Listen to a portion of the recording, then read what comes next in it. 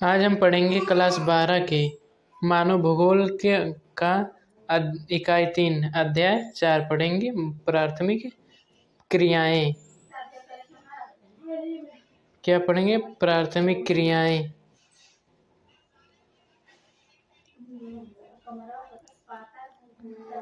मानव के वो कार्यकलाप जिनसे आय प्राप्त होती है आर्थिक क्रिया कहा जाता है। आर्थिक क्रियाओं को मुख्यतः 4 वर्गों में विभाजित किया जाता है: प्राथमिक, द्वितीयक, तृतीयक एवं चतुर्थ क्रियाएं। प्राथमिक क्रियाएं प्रत्यक्ष रूप से पर्यावरण पर निर्भर हैं, क्योंकि ये पृथ्वी के संसाधनों जैसे भूमि, जल, वनस्पति, भवन निर्माण सामग्री एवं खनिजों के उपयोग के विषय में बतलाती है। इस प्रकार इसके अंतर्गत आखेट, भोजन संग्रहण, पशुचारण, मछली पकड़ना, वनों से लकड़ी काटना, कृषि एवं खनन कार्य सम्मिलित किए जाते हैं। यहाँ पर दिया गया है क्वेश्चन में,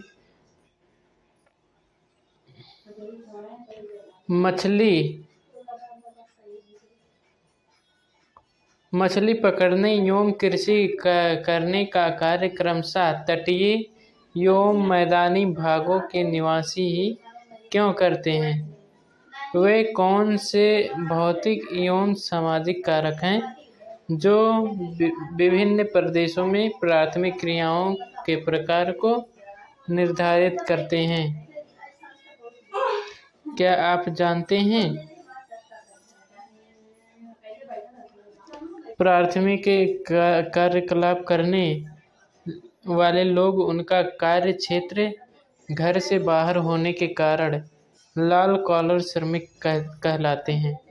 क्या कहलाते हैं? लाल कॉलर श्रमिक कहलाते हैं। आखेट एवं भोजन पढ़ेंगे। आखेट एवं भोजन संग्रह। मानव सभ्यता के आरंभिक युग में आदिमकालीन मानव अपने जीवन निर्वाह के लिए अपने समीप के वातावरण पर निर्भर रहता है। उसका जीवन निर्वाह 2 कार्यों द्वारा होता है: का पशुओं का आखेट कर, खा अपने समीप के जंगलों से खाने योग्य जंगली पौधे एवं कंदमूल आदि को एकत्रित कर। आदिम काल समाज जंगली पशुओं पर निर्भर था। अति शीत एवं अत्यधिक गर्म प्रदेशों के रहने वाले लोग आखेट द्वारा जीवन यापन करते थे। तकनीकी विकास के कारण यद्यपि मत्स्य ग्रहण आधुनिकीकरण से युक्त हो गया है, यद्यपि तटवर्ती क्षेत्रों में रहने वाले लोगों अब भी मछली पकड़ने का कार्य करते हैं। अवैध शिकार के कारण जीवों की कई जातियां या तो लुप्त हो गई है या संकटापन्न है। प्राचीन काल के आखेटक पत्थर या लकड़ी के बने औजारों या तीर इत्यादि का प्रयोग करते थे, जिससे मारे जाने वाले पशुओं की संख्या सीमित रहती थी। भारत में शिकार पर क्यों प्रतिबंध लगाया गया? भोजन संग्रह एवं आखेट प्राचीनतम ज्ञान आर्थिक क्रियाएं हैं। विश्व के विभिन्न भागों में यह कार्य विभिन्न स्तरों पर विभिन्न रूपों में किया जाता है। यह कार्य कठोर जलवायुविक दशाओं में किया जाता है।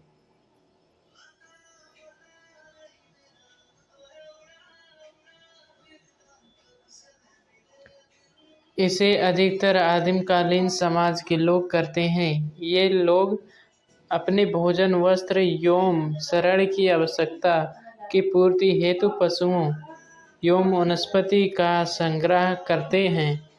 इस कार्य के लिए बहुत कम पूंजी एवं निम्न स्तरीय तकनीकी ज्ञान की आवश्यकता होती है। इसमें भोजन अधिशेष भी नहीं रहता है। प्रति व्यक्ति उत्पादकता भी कम होती है।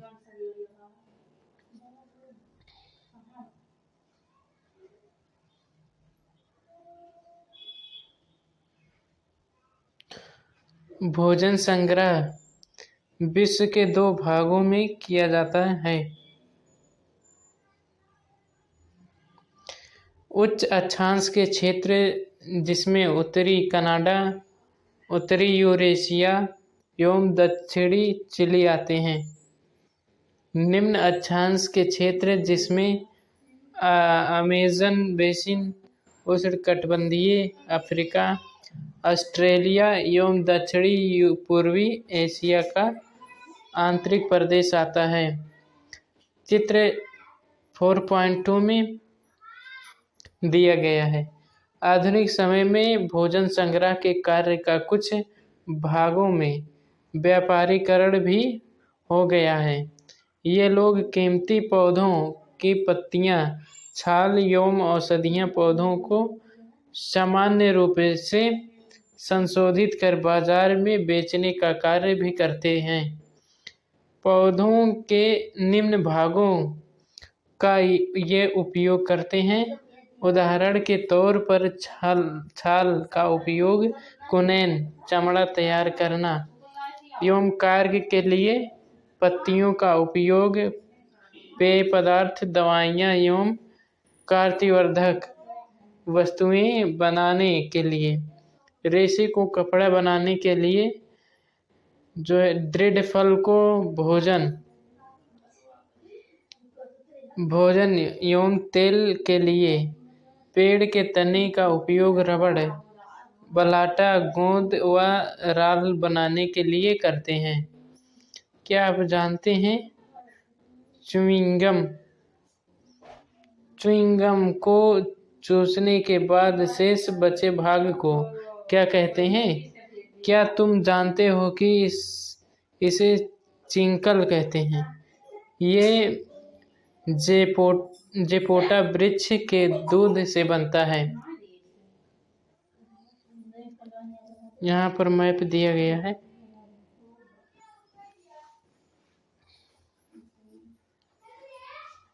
यहाँ पर उत्तरी अमेरिका, दक्षिणी अमेरिका, अफ्रीका, यूरोप, एशिया और प्रशांत महासागर, हिंद महासागर यहाँ पर हैं।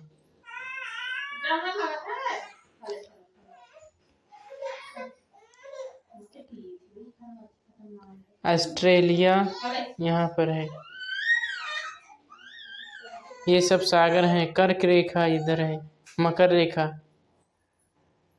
रेखा दक्षिणी अटलांटिक महासागर, दक्षिणी महासागर, और यहाँ है अंटार्कटिका। 7 महाद्वीप यहाँ पर हैं, जो हैं अंटार्कटिका, ऑस्ट्रेलिया, अफ्रीका, दक्षिणी अमेरिका, उत्तरी अमेरिका, एशिया, यूरोप।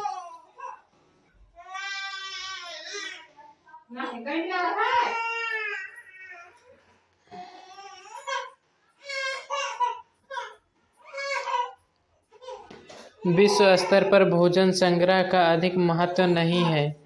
इन क्रियाओं के द्वारा प्राप्त उत्पाद बाजार में प्रतिस्पर्धा नहीं कर सकते। कई प्रकार की अच्छी किस्म की एवं कम दाम वाले कृत्रिम उत्पादों ने उष्णकटिबंधीय वनों को भोजन संग्रह करने वाले समूहों के उत्पादों का स्थान ले लिया है। पशुचारण क्या है?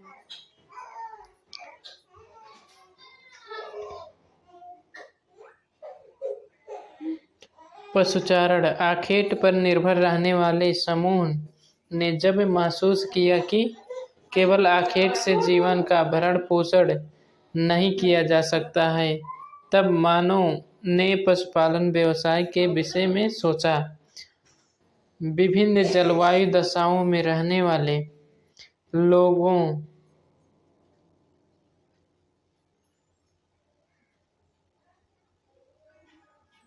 लोगों ने उन क्षेत्रों में पाए जाने वाले पशुओं का चयन करके पालतू बनाया।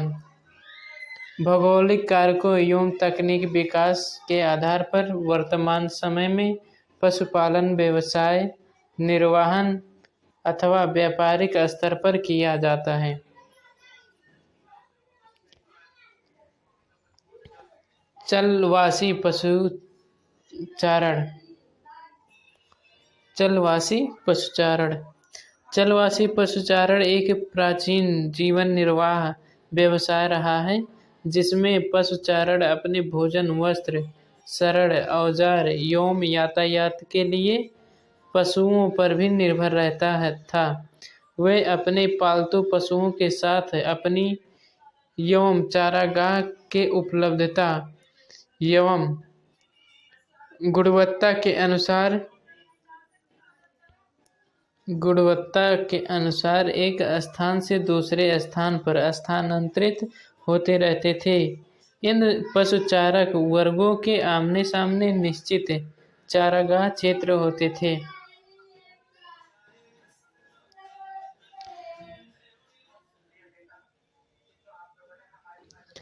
विभिन्न क्षेत्रों में कई प्रकार के पशु पाले जाते हैं। उष्णकटिबंधीय अफ्रीका में गाय बैल प्रमुख पशु हैं, जबकि सहारा एवं एशिया के मरुस्थलों में भेड़, बकरी एवं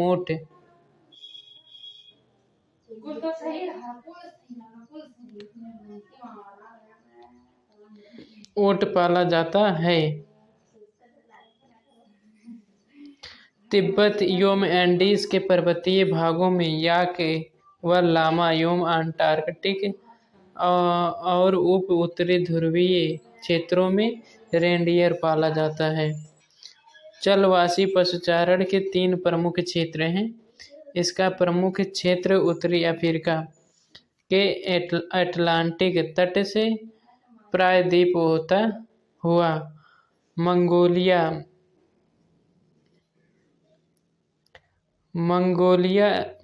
एवं मध्य चीन तक फैला हुआ है।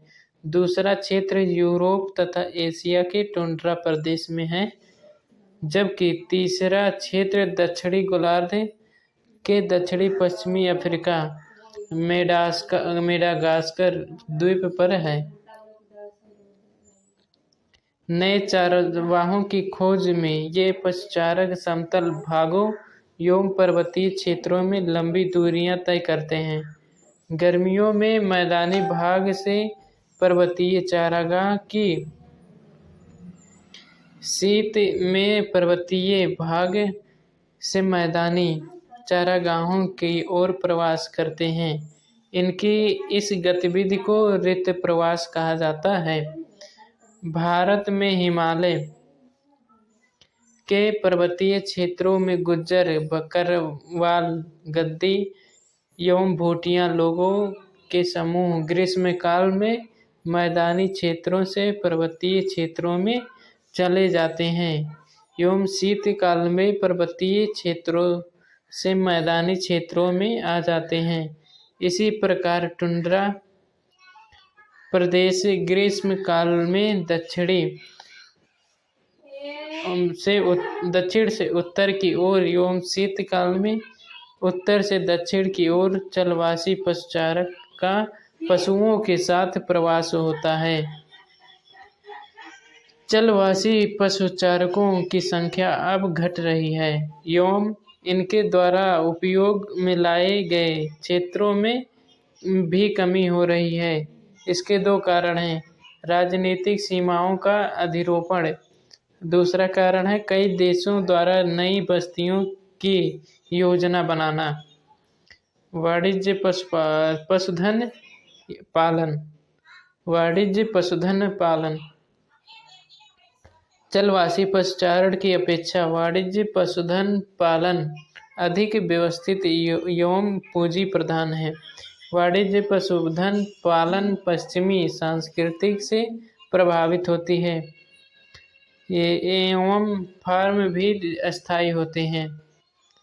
यह फार्म विशाल क्षेत्र पर फैले होते हैं एवं संपूर्ण क्षेत्र को छोटी छोटी इकाइयों में विभाजित कर दिया जाता है। चराई को नियंत्रित करने के लिए इन्हें बाड़ लगाकर एक दूसरे से अलग कर दिया जाता है। जब चराई के कारण एक छोटे क्षेत्र की घास समाप्त हो जाती है, तब पशुओं को दूसरे छोटे क्षेत्र में ले जाया जाता है। वाणिज्य पशुधन पालन पशुओं की संख्या भी चारागाह की वहन क्षमता के अनुसार रखी जाती है।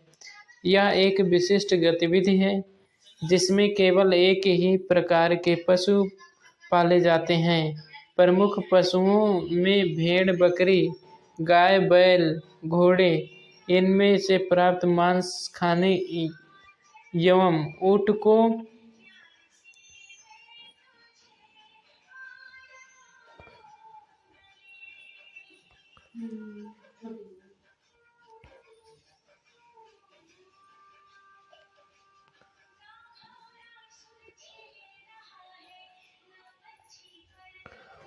वैज्ञानिक ढंग से संसाधित एवं डिब्बाबंद कर विश्व के बाजारों में निर्यात कर दिया जाता है। पशु फार्म में पशुधन पालन वैज्ञानिक के आधार पर व्यवस्थित किया जाता है। इसमें मुख्य ध्यान पशुओं के प्रजनन, जननिक सुधार, बीमारियों पर नियंत्रण एवं उनके स्वास्थ्य पर ध्यान दिया जाता है।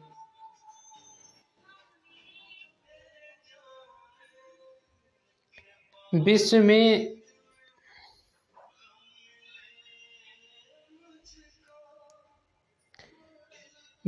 में न्यूजीलैंड, ऑस्ट्रेलिया, अर्जेंटीना, यूरुग्वे एवं संयुक्त राज्य अमेरिका में वाणिज्य पशुधन पालन किया जाता है। कृषि क्या है? कृषि विश्व में पाई जाने वाली विभिन्न भौतिक, सामाजिक एवं आर्थिक दशाएं कृषि कार्य को प्रभावित करती है एवं इसी प्रभाव के कारण विभिन्न कृषि प्रणालियां देखी जाती हैं। कृषि विभिन्न प्रकार के फसलों को बोया जाना तथा पशुपालन विभिन्न कृषि विधियों पर आधारित होती है। मुख्य प्रणालियां निम्नलिखित हैं। कृषि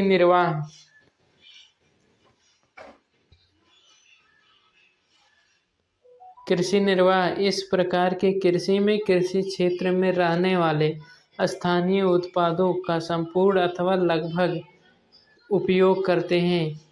इनको दो भागों में वर्गीकृत किया गया है। आदिकालीन निर्वाह कृषि। आदिकालीन निर्वाह कृषि अथवा स्थानांतरणशील कृषि कार्य उष्णकटिबंधीय क्षेत्रों में किया जाता है, जहां आदिम जाति के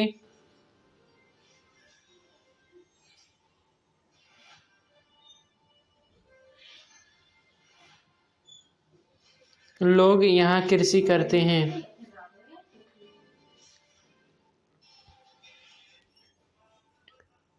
इसका क्षेत्र अफ्रीका, दक्षिणी एवं मध्य अमेरिका का उष्णकटिबंधीय भाग एवं दक्षिणी पूर्वी एशिया है।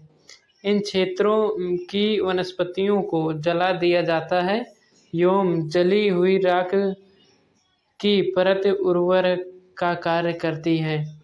इस प्रकार स्थानांतरणशील कृषि कर्तन एवं दहन कृषि भी कहलाती है। इसमें बोए गए खेत बहुत छोटे छोटे होते हैं एवं खेती भी बहुत पुराने औजारों जैसे लकड़ी, कुदाल एवं फावड़े द्वारा की जाती है। कुछ समय पश्चात 3 से 5 वर्ष की बात है, जब मिट्टी का उपजाऊपन समाप्त हो जाता है, तब कृषक नए क्षेत्र में वन जलाकर कृषि के लिए भूमि तैयार करते हैं। कुछ समय पश्चात कृषक वापस पहले वाले कृषि क्षेत्र पर कृषि कार्य करने आ जाता है। इस कृषि कार्य में सबसे बड़ी समस्या यह है कि इस क्षेत्र में भूमि की उर्वरता कम हो जाती है, जिससे झूम का चक्र यानी आग लगाकर कृषि के क्षेत्र तैयार करना छोटा हो जाता है। उष्णकटिबंधीय क्षेत्रों में इसे अलग अलग नामों से जाना जाता है। भारत के उत्तरी पूर्वी राज्यों में इसे झूमिंग, मध्य अमेरिका एवं मैक्सिको में मिल्पा एवं मलेशिया व इंडोनेशिया में लादांग कहा जाता है। आप ऐसे अन्य क्षेत्रों का पता लगाइए जहां इस प्रकार की कृषि की जाती है एवं वहां इसे किस नाम से पुकारते हैं।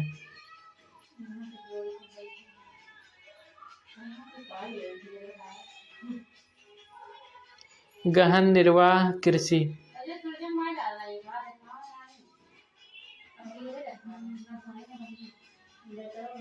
गहन निर्वाह कृषि इस प्रकार की कृषि मानसून एशिया में घने बसे देशों की जाती है। गहन निर्वाह कृषि दो प्रकार की होते हैं। नंबर एक चावल प्रधान गहन निर्वाह कृषि। इसमें चावल प्रमुख फसल होती है।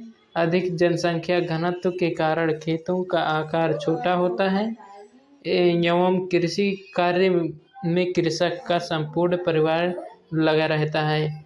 भूमि का गहन उपयोग होता है एवं यंत्रों की अपेक्षा मानव श्रम का अधिक महत्व है। उर्वरता बनाए रखने के लिए पशुओं के गोबर की खाद एवं हरी खाद का उपयोग किया जाता है। इस कृषि में प्रति इकाई उत्पादन अधिक होती है, परंतु प्रति कृषक उत्पादन कम होती है। चावल रहित गहन निर्वाह कृषि मानसून एशिया के अनेक भागों में उच्चावच जलवायु, मृदा एवं अन्य भौगोलिक कारकों की भिन्नता के कारण धान की फसल उगाना प्रायः संभव नहीं है। उत्तरी चीन, मंचूरिया, उत्तरी कोरिया एवं उत्तरी जापान में गेहूं, सोयाबीन, जौ एवं सोरपम बोया जाता है। भारत में सिंध गंगा के मैदान के पश्चिमी भाग में गेहूं एवं दक्षिणी व पश्चिमी शुष्क भागों में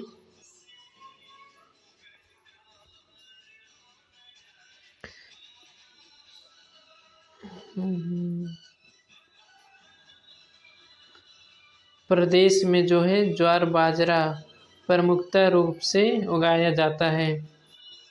इस कृषि को अधिकतर विशेषताएं वो ही हैं जो चावल प्रधान कृषि की है। केवल अंतर यह है कि इसमें सिंचाई की जाती है। रोपण कृषि यहाँ पर दिया है।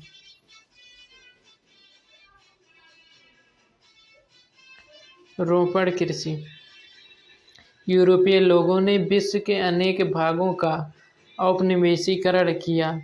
कृषि के कुछ अन्य रूपों की शुरुआत की, जैसे रोपण कृषि, जो बृहद स्तरीय लाभोन्मुख उत्पादन प्रणाली है। यूरोपीय उपनिवेशों ने अपने अधीन उष्णकटिबंधीय क्षेत्रों में चाय, कॉफी, कोको, रबड़, कपास, गन्ना, केले एवं अनानास के पौधे जो है लगाई जाती हैं। इस कृषि की प्रमुख विशेषता यह है कि इसमें कृषि क्षेत्र का आकार बहुत विस्तृत होता है। इसमें अधिक पूंजी निवेश, उच्च प्रबंधन एवं तकनीक के आधार पर वैज्ञानिक विविधियों का प्रयोग किया जाता है। यह एक फसली कृषि जिसमें किसी एक फसल के उत्पादन पर ही संकेंद्रण किया जाता है।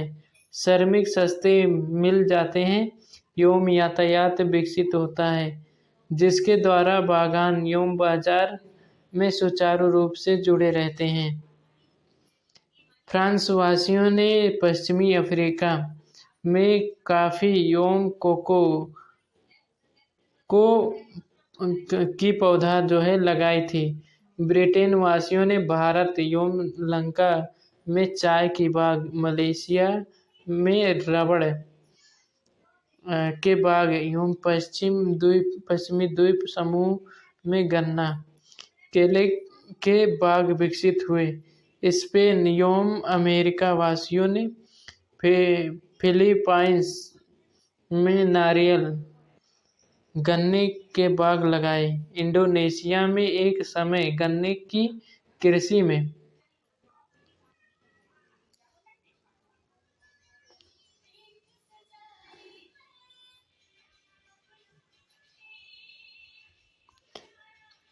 में हॉलैंड वासियों का एकाधिकार था।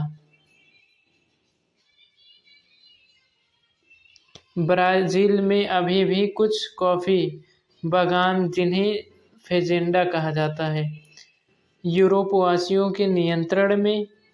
वर्तमान के अधिकतर बागानों का स्वामित्व देशों की सरकार अथवा नागरिकों के नियंत्रण में है। चाय का बागान यहाँ पर आप देख सकते हैं। हम देखेंगे कि चाय का बागान किस प्रकार लगाई जाती है।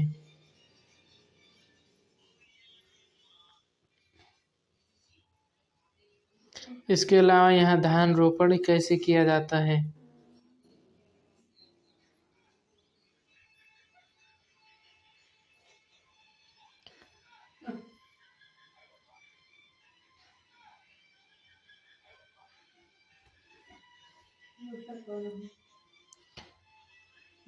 अनुकूल भौगोलिक दशाओं के कारण ढालों का उपयोग चाय बागानों हेतु किया जाता है।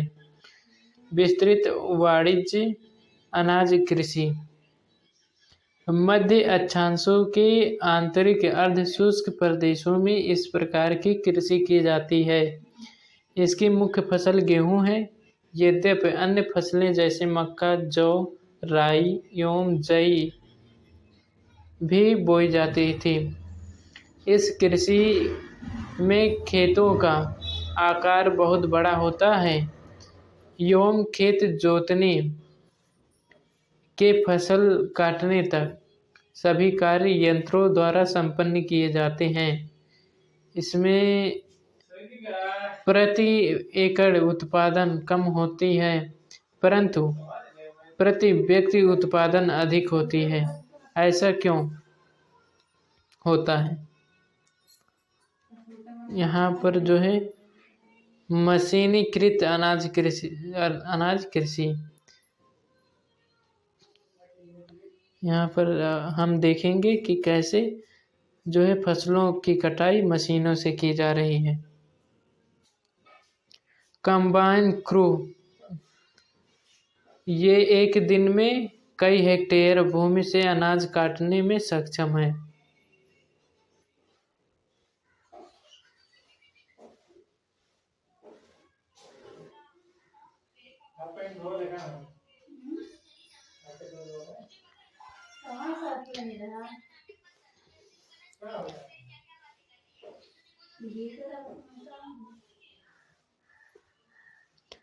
इस प्रकार कृषि का क्षेत्र यूरेशिया के स्टेपीज, उत्तरी अमेरिका के प्रेरीज, अर्जेंटीना के पंपाज, दक्षिणी अफ्रीका के वेल्डस, ऑस्ट्रेलिया के डाउन्स एवं न्यूजीलैंड के कैंटरबरी के मैदान में।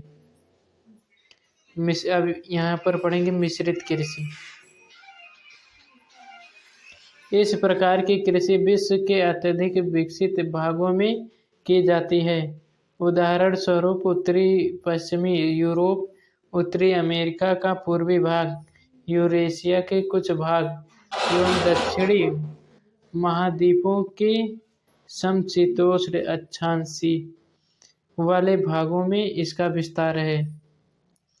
इस कृषि में खेतों का आकार मध्यम होता है। इसमें बोई जाने वाले गेहूं, जौ, राई, जई, मक्का, चारे की फसल एवं कंदमूल प्रमुख हैं। चारे की फसलें मिश्रित कृषि के मुख्य घटक हैं। फसल उत्पादन एवं पशुपालन दोनों को इसमें समान महत्व दिया जाता है।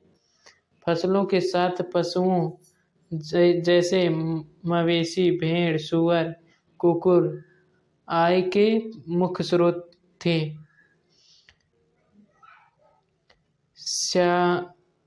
सस्यावर्तन एवं अंतः फसली कृषि मृदा की उर्वर को बनाए रखने में महत्वपूर्ण भूमिका निभाते हैं।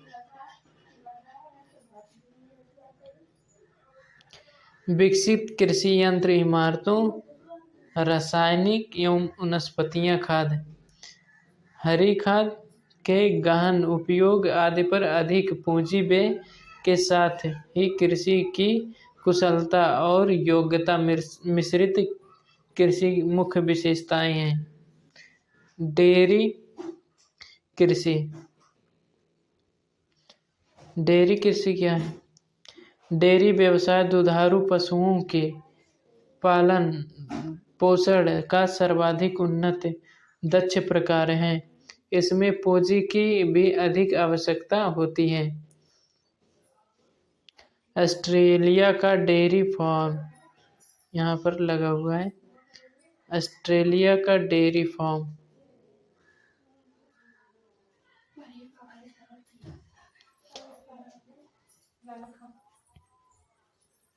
यहाँ पर चारा वगैरह रखा गया है।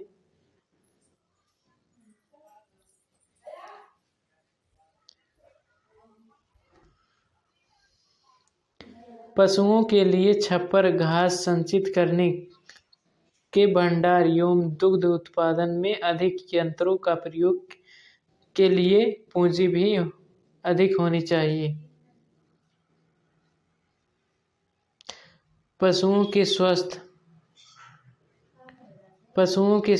प्रजनन एवं पशु चिकित्सा पर भी अधिक ध्यान दिया जाता है। इसमें गहन श्रम की आवश्यकता होती है। पशुओं को चराने, दूध निकालने आदि कार्यों के लिए वर्ष भर श्रम की आवश्यकता रहती है, क्योंकि फसलों की तरह इनमें अंतराल नहीं होती है। इसमें श्रम की आवश्यकता न हो। डेयरी कृषि कार्य नगरीय एवं औद्योगिक केंद्रों के समीप किया जाता है, क्योंकि ये क्षेत्र ताज़ा दूध और अन्य डेयरी उत्पादों के अच्छे बाजार होते हैं। वर्तमान समय में विकसित यातायात के साधन, प्रशीतकों का उपयोग, पाश्चुरीकरण की सुविधा के कारण विभिन्न डेयरी उत्पादों को अधिक समय तक रखा जा सकता है। वाणिज्य डेयरी 3 प्रमुख क्षेत्र हैं। सबसे बड़ा उत्तर प्रदेश पश्चिमी यूरोप का क्षेत्र, दूसरा कनाडा एवं तीसरा न्यूजीलैंड, दक्षिणी पूर्वी ऑस्ट्रेलिया का तस्मानिया। भूमध्य सागरीय कृषि। भूमध्य सागरीय कृषि अति विशिष्ट प्रकार की कृषि है। इसका विस्तार भूमध्य सागर के समीपवर्ती क्षेत्र में दक्षिण यूरोप से उत्तरी अफ्रीका में ट्यूनीशिया से अटलांटिक तक फैला हुआ है। दक्षिणी कैलिफोर्निया, मध्यवर्ती चिली, दक्षिणी अफ्रीका का दक्षिणी पश्चिमी भाग, ऑस्ट्रेलिया के दक्षिणी व दक्षिणी पश्चिमी भाग में खट्टे फलों की आपूर्ति करने में यह क्षेत्र महत्वपूर्ण है। अंगूर की कृषि भूमध्य सागरीय क्षेत्रों में विशेषता है। इस क्षेत्र के कई देशों में अच्छे किस्म के अंगूरों से उच्च गुणवत्ता वाली मदिरा का उत्पादन किया जाता है। निम्न श्रेणी के अंगूरों को सुखाकर मुनक्का एवं किशमिश बनाई जाती है। अंजीर एवं जैतून भी यहाँ उत्पन्न होता है। शीत ऋतु में जब यूरोप एवं संयुक्त राज्य अमेरिका में फलों एवं सब्जियों की मांग होती है, तब इस क्षेत्र से पूर्ति की जाती है। यहाँ पर फसल लगाया गया है। स्विट्जरलैंड में एक अंगूर की बाग, यहाँ हम देखेंगे अंगूर की बाग ऐसे जो है लगाई जाती है, स्विट्जरलैंड की है। बाजार के लिए सब्जी खेती एवं उद्यान कृषि। इस प्रकार की कृषि में अधिक मुद्रा मिलने वाली फसलें जैसे सब्जियां, फल एवं पुष्प लगाए जाते हैं, जिनकी मांग नगरीय क्षेत्रों में होती है। इस कृषि में खेतों का आकार छोटा होता है एवं खेत अच्छे यातायात साधनों के द्वारा नगरीय केंद्रों में, जहां ऊंची आय वाले उपभोक्ता रहते हैं, इनमें गहन श्रम, अधिक पूंजी की आवश्यकता होती है। इसके अतिरिक्त सिंचाई, उर्वरक, अच्छी किस्म के बीज, कीटनाशी रहित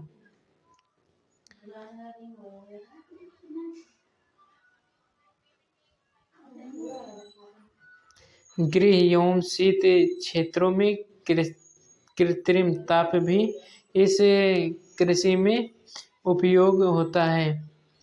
इस प्रकार कृषि उत्तरी पश्चिमी यूरोप, संयुक्त राज्य अमेरिका के उत्तरी पूर्वी भाग एवं मध्य सागरीय प्रदेश में अधिक विकसित है, जहां औद्योगिक क्षेत्रों में जनसंख्या घनत्व अधिक है। नीदरलैंड पुष्प उत्पादन में विशिष्टीकरण रखता है। यहाँ से बागवानी फसल विशेषता ट्यूलिप एक प्रकार का फूल है। ट्यूलिप पूरे यूरोप के प्रमुख शहरों में भेजा जाता है।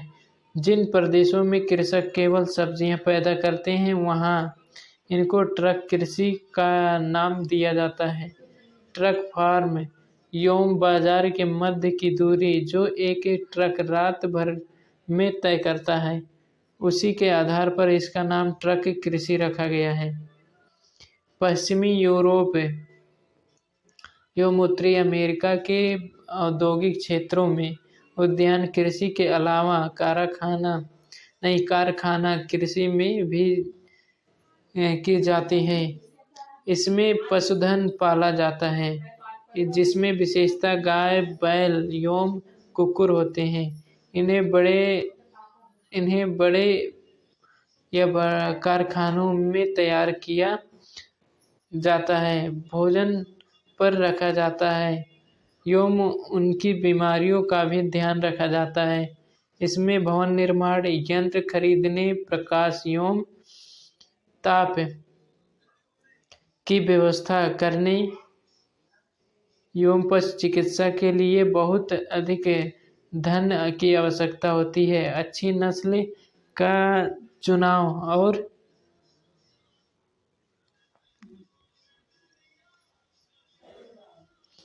यहाँ पर चित्र दिया गया है।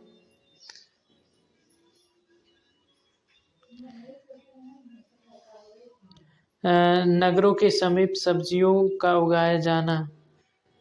नगरों के समीप पर यहाँ सब्जियां उगाई गई हैं। उसके बाद ट्रकों एवं ठेलों पर नगरीय बाजारों में ले जाने के लिए सब्जियों को लादा जाना यहाँ पर दिखाया गया है। इसके अलावा यहाँ पर प्रजनन की वैज्ञानिक विधियों, कुक्कुर एवं पशुपालन के महत्वपूर्ण लक्षण हैं। कृषि करने वाले संगठन के आधार पर भी कृषि के प्रकारों का वर्गीकरण किया जा सकता है। कृषि संगठन कृषक का खेतों पर अपना अधिकार एवं उस पर नीतियाँ जो कृषि में सहायक होती हैं से प्रभावित करती हैं। सरकारी कृषि क्या है? जब कृषकों का एक समूह अपनी कृषि से अधिक लाभ कमाने के लिए स्वेच्छा से एक सरकारी संस्था बनाकर कृषि कार्य संपन्न करे, उसे सहकारी कृषि कहते हैं। इसमें व्यक्तिगत फार्मा अनुच्छेद जो है रहते हुए सहकारी रूप से कृषि की जाती है। सहकारी संस्था कृषकों को सभी रूपों में सहायता करती हैं। यह सहायता कृषि कार्य में आने वाली सभी चीज़ों की खरीद करने, उत्पादन को उचित मूल्य पर बेचने व सस्ती दरों पर प्रसंस्कृत साधनों को जुटाने के लिए होती है। सहकारी आंदोलन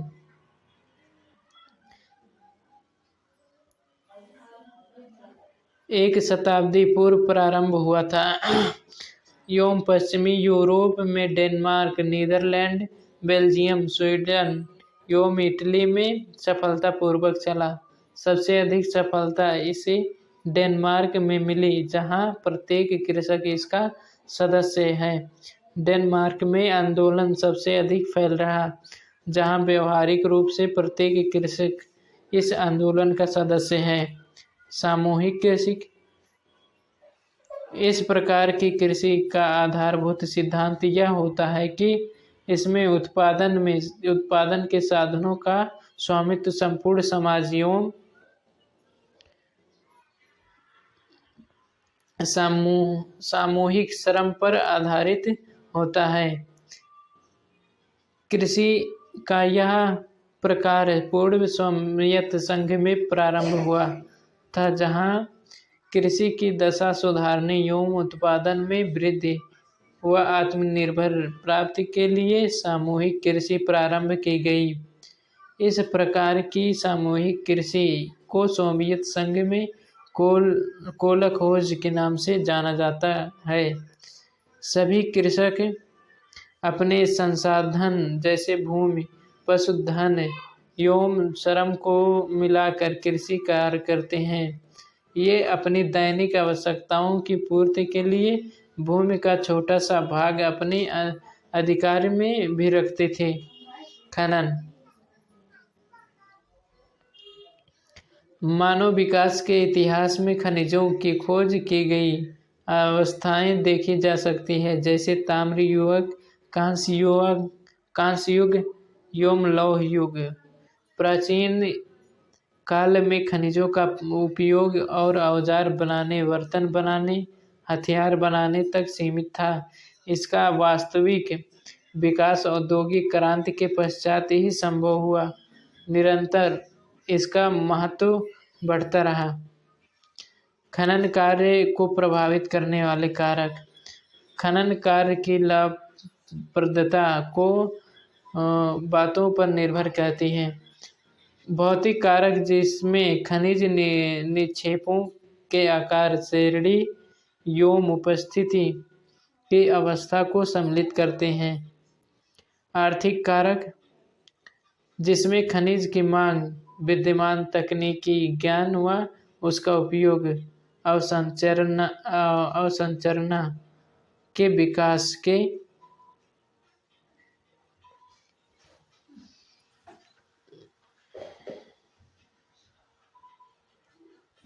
यहाँ पर मैक्सिको की खाड़ी में तेल वेधन क्रिया दिखाया गया है। यहाँ पर तेल वेधन क्रिया, उसके बाद खनन विधियां यहाँ पर दिखाया गया है। मिट्टी की परत, खनन की विधियां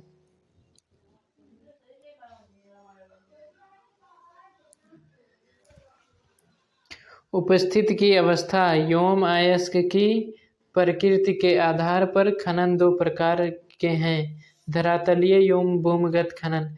धरातलीय खनन को विस्तृत खनन भी कहा जाता है। यह खनिजों के खनन को सबसे सस्ता तरीका है,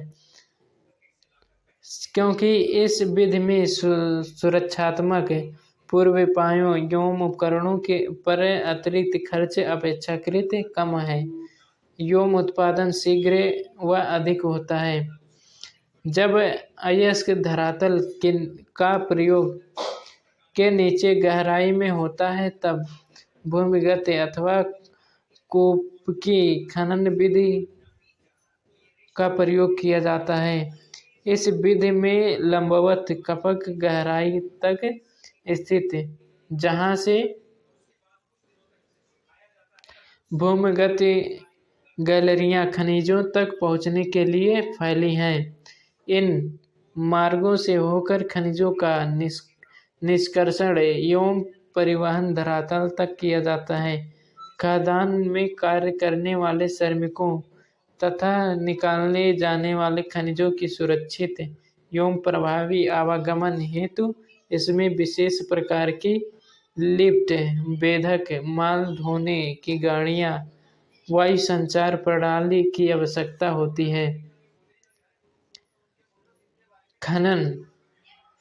खनन का यह तरीका जोखिम भरा है क्योंकि जहरीली गैस, आग एवं बाढ़ के कारण कई बार दुर्घटनाएं होने का भय रहता है। क्या आपने कभी धरातल की कोयला खदानों में आग लगाने एवं बाढ़ के विषय में पढ़ा?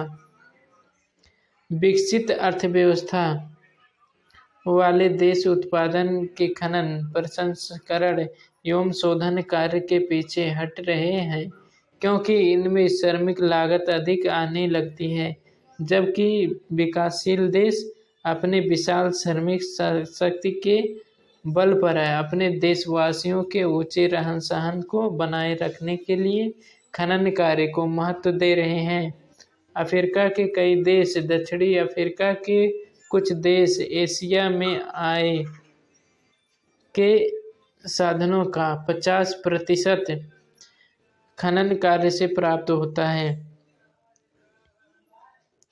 उसके बाद यहाँ पर अभ्यास प्रश्न दिए गए हैं जिसको हम अगले वीडियो में जो है पढ़ेंगे। इस अभ्यास प्रश्न को हम अगले वीडियो में पढ़ेंगे।